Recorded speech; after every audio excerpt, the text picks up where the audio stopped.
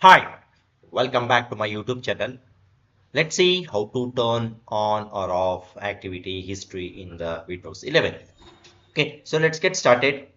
Go to the search option and here you can go to the settings.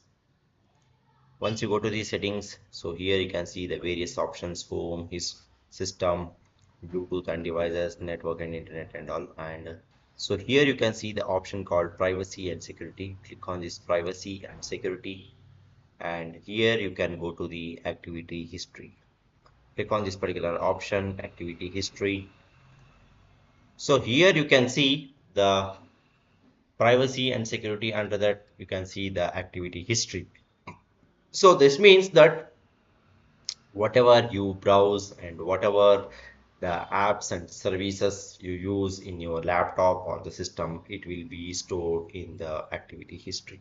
So here you can see store my activity history on this device, jump back into what you were doing on your device by storing your activity history, including the information about the websites you browse, how you use the apps and services.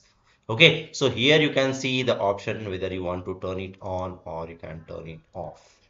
Okay, suppose if you want to turn it on, you can just turn it on. If you want, you can just turn it off. It's always better to turn it off because that will help for your security purpose. Okay, and here you can also see the clear activity history for this account. Click on this particular option. So click on this. So here you can see this will clear all your activity history for this particular account on this device from this particular device, and you won't be able to resume it to any cleared activities.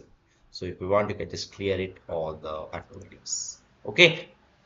So this is how you can turn it on or off your activity history on your device for the Windows 11.